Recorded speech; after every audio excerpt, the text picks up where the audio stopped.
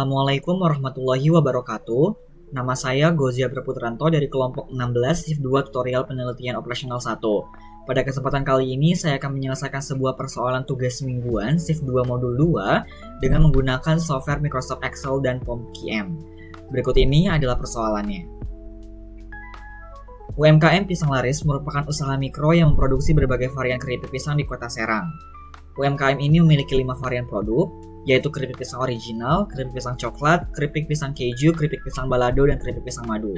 Setiap varian memiliki keuntungan yang berbeda, di mana keripik pisang original memperoleh keuntungan sebesar Rp400 per unit, keripik pisang coklat sebesar Rp600 per unit, keripik pisang keju sebesar Rp550 per unit, keripik pisang balado sebesar Rp500 per unit, dan keripik pisang madu sebesar Rp650 per unit. Adapun persediaan sumber dayanya adalah sebagai berikut. Di sini sumber dayanya ada 3, dalam berupa bahan baku pisang, tenaga kerja, dan juga kemasan. Sumber daya yang pertama yaitu pisang, varian original yaitu 1, varian coklat 1,2, varian keju 1,1, varian balado 1,3, dan varian madu 1,5 dengan persediaan maksimumnya adalah 100. Untuk sumber daya yang kedua yaitu tenaga kerja, varian original 0,5, varian coklat 0,8, varian keju 0,6, varian balado 0,7, dan varian madu 1 dengan persediaan maksimumnya sebesar 60. Untuk sumber daya yang ketiga yaitu kemasan, untuk varian original 1, coklat 1, keju 1, balado 1, dan madu 1 dengan persediaan maksimumnya sebesar 80.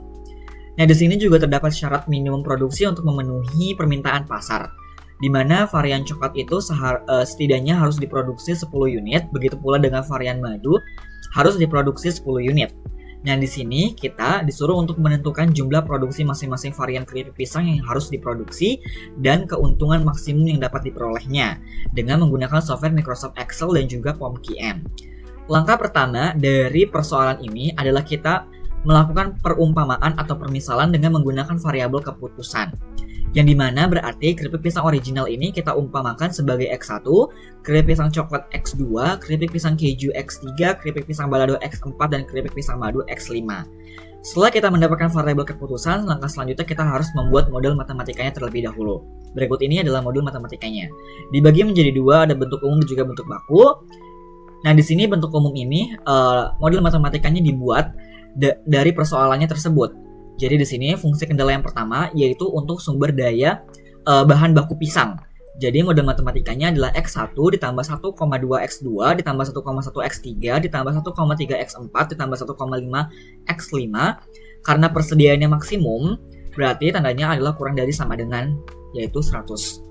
Untuk fungsi kendala yang kedua, untuk sumber daya tenaga kerja, di mana model matematikanya menjadi 0,5 X1 ditambah 0,8 X2 ditambah 0,6 X3 ditambah 0,7 X4 ditambah X5. Karena persediaannya pun maksimum, maka tandanya adalah kurang dari sama dengan 60. Untuk fungsi kendala yang ketiga, untuk sumber daya kemasan dapat dibuat model matematikanya X1 ditambah X2 ditambah X3 ditambah X4 ditambah X5. Karena di sini untuk kemasan kita asumsikan bahwa semua kemasannya itu terpakai, maka tandanya itu adalah sama dengan sebesar 80. Nah, di sini ada fungsi kendala yang keempat. Fungsi kendala keempat ini untuk syarat minimum produksinya, yang dimana ini untuk varian coklatnya. Jadi X2 itu lebih dari sama dengan 10. Tanda lebih dari sama dengan 10 karena di sini adalah syarat minimum. Begitu pula dengan fungsi kendala yang kelimanya untuk varian madu, model matematikanya X5 lebih dari sama dengan 10. Dan di sini juga ada fungsi non negatif atau fungsi pembatas tanda, yaitu X1, X2, X3, X4, X5 lebih dari sama dengan 0. Dipakai lebih dari sama dengan 0 karena dalam memproduksi produk keripik pisangnya ini tidak mungkin bernilai negatif tetapi positif. Lalu di sini kita juga membuat fungsi tujuannya dari bentuk umum, yaitu Zmax. Max karena kita mau memperoleh atau mencari keuntungan maksimumnya, di mana angka yang dimasukkannya adalah keuntungan per variannya. Jadi model matematikanya 400 X1 ditambah 600 X2 ditambah 550 X3 ditambah 500 X4 ditambah 650 X5. Setelah kita membuat dalam bentuk umum, maka kita buat selanjutnya membuat model matematika dalam bentuk baku. Nah, dalam bentuk baku ini kita hanya menambahkan variabelnya baik itu select, surplus maupun artificial. Nah, di sini contoh pada fungsi kendala yang pertama, karena tandanya adalah kurang dari sama dengan sesuai ketentuan, maka kita harus menambahkan variabel select-nya. Jadi X1 sama X5-nya tetap, tinggal kita tambahkan sama S1-nya atau variabel select-nya menjadi sama dengan 100. Begitu pula dengan fungsi kendala yang kedua, karena tandanya kurang dari sama dengan, maka kita harus menambahkan variabel select-nya. X1 sampai X5-nya tetap sama ditulisnya, sama persis. Lalu di sini tambah S2. Kenapa S2? Karena S1 di sini sudah dipakai dalam fungsi kendala yang pertama, sama dengan 60. Lalu di sini fungsi kendala yang ketiga, karena tandanya sama dengan, sesuai ketentuan, sama dengan itu hanya menambahkan variabel artificial. Berarti X1 sampai X5-nya tetap sama persis, tinggal kita tambahkan A1 sama dengan 80. Untuk fungsi kendala yang keempat, ini kan tandanya lebih dari sama dengan. Berarti kita sesuai ketentuan itu harus mengurangi variabel surplus, lalu kita melakukan penambahan variabel artificial. Jadi X2 min S3 ditambah A2 sama dengan 10. Begitu pula dengan fungsi kendala yang kelimanya. Karena lebih dari sama dengan, berarti kita harus mengurangi variabel surplus dan melakukan penambahan variabel artificial. Jadinya X5 min S4 tambah A3 sama dengan 10. Dan fungsi non negatifnya menjadi X1, X2, X3, X4, X5, S1, S2, S3, S4, A1, A2, dan A3 sama dengan 0. Setelah kita membuat fungsi kendala bentuk bakunya, kita membuat fungsi tujuan si bentuk bakunya. Zmax tetap sama. Untuk X1 sampai X5 tetap sama, tulisnya sama persis.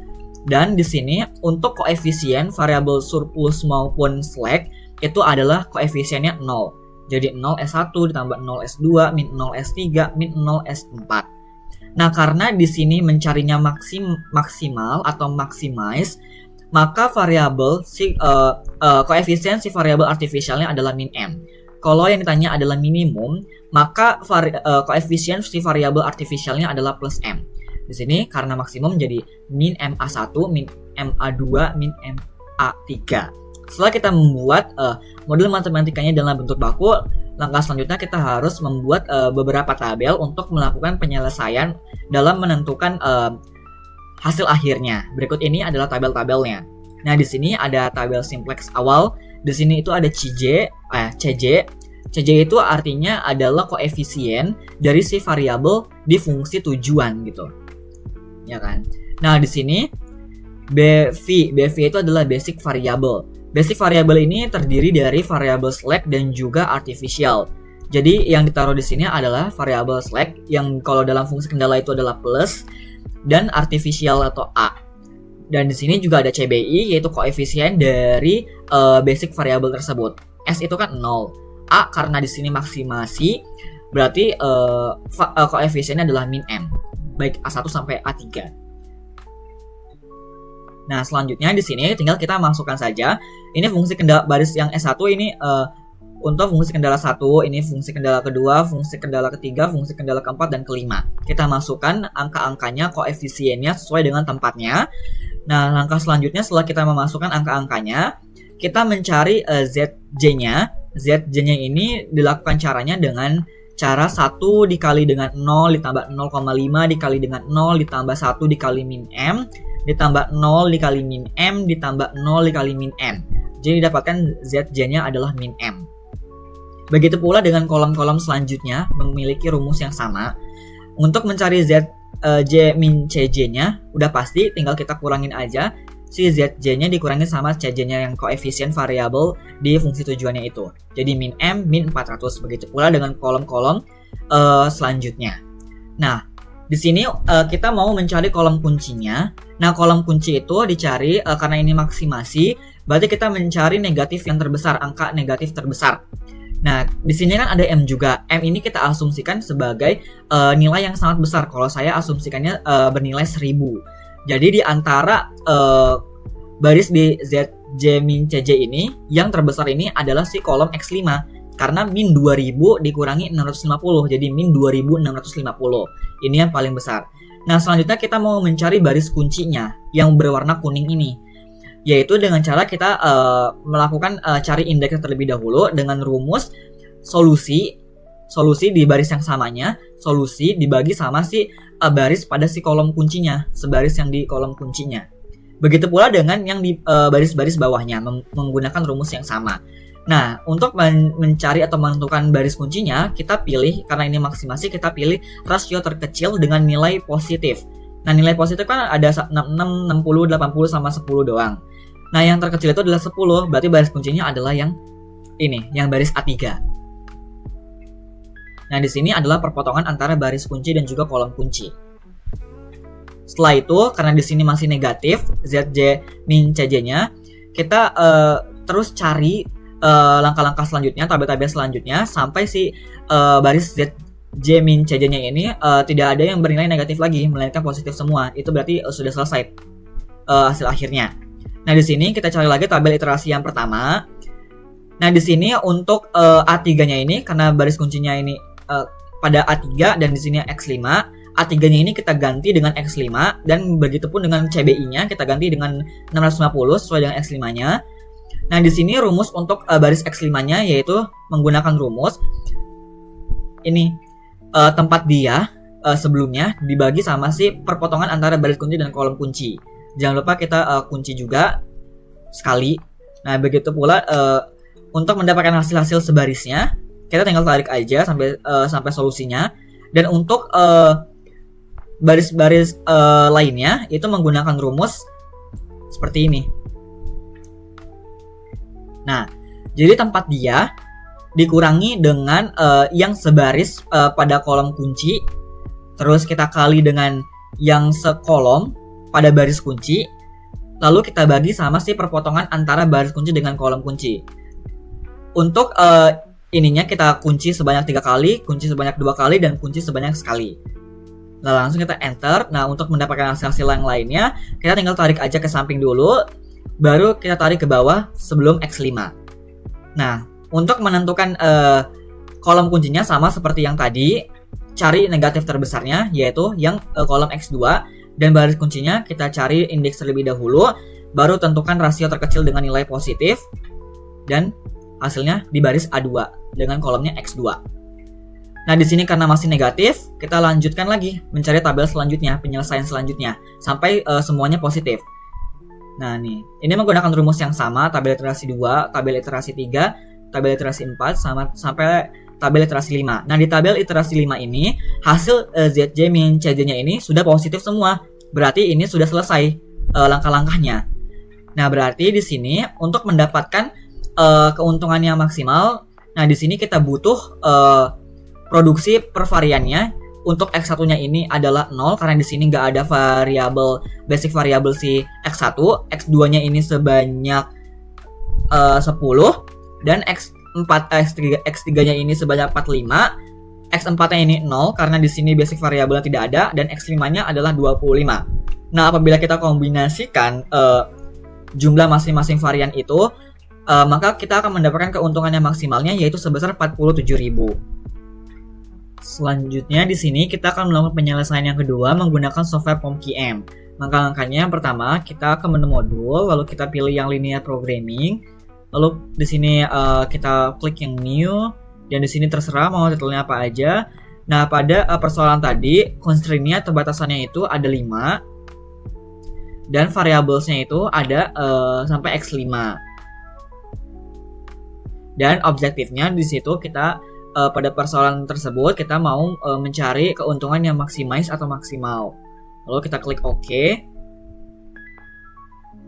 Nah, setelah kita memasukkan angka-angkanya sesuai dengan tempatnya, maka akan terjadi jadi seperti ini, di mana modul matematikanya di sini ada maximize, ini 400 untuk X1, 600 ditambah 600 X2, 550 X3, 500 X4, dan 650 X5. Lalu di sini untuk sumber daya pisang, model matematikanya adalah X1 ditambah 1,2 X2 ditambah 1,1 X3 ditambah 1,3 X4 ditambah 1,5 X5 dengan tandanya kurang dari sama dengan RHS-nya atau right hand side-nya itu adalah 100. Dan untuk sumber daya tenaga kerja, model matematikanya yaitu 0,5 X1 ditambah 0,8 X2 ditambah 0,6 X3 ditambah dengan 0,7 X4 ditambah X5 dengan tandanya itu adalah kurang dari sama dengan dan sisi kanannya adalah 60. Lalu sumber daya kemasan X1 ditambah X2 ditambah X3 ditambah X4 ditambah X5 dengan tandanya adalah sama dengan, karena kita asumsikan bahwa semua kemasannya itu terpakai, yaitu sebanyak 80. Dan di sini terdapat syarat minimum produksinya untuk varian coklatnya. Jadi X2 itu lebih dari sama dengan 10. Karena di sini kan minimum, tandanya lebih dari sama dengan. Ini karena persediaannya maksimum, maka tandanya kurang dari sama dengan. Dan begitu pula dengan ini syarat minimum produksi untuk varian madunya, yaitu X5 lebih dari sama dengan 10. Secara garis besar, model matematika ini sama seperti model matematika bentuk umum pada software Microsoft Excel sebelumnya. Lalu setelah itu, untuk mendapatkan hasil akhirnya, kita ke solve ini dan mendapatkan hasil bahwa untuk mencapai keuntungannya maksimum, jumlah masing-masing variannya itu adalah X1-nya adalah 0, X2-nya 10, X3-nya 45, X4-nya itu 0, dan X5-nya itu 25, dan apabila semuanya itu dikombinasikan, maka nanti akan mendapatkan keuntungan maksimumnya yaitu sebanyak atau sebesar 47.000. Dan di sini ada dualnya yaitu untuk tenaga kerja 250 dan untuk kemasannya itu adalah 400. Secara garis besar, hasil ini itu sama seperti hasil yang diperoleh pada tabel yang dilakukan di software Microsoft Excel.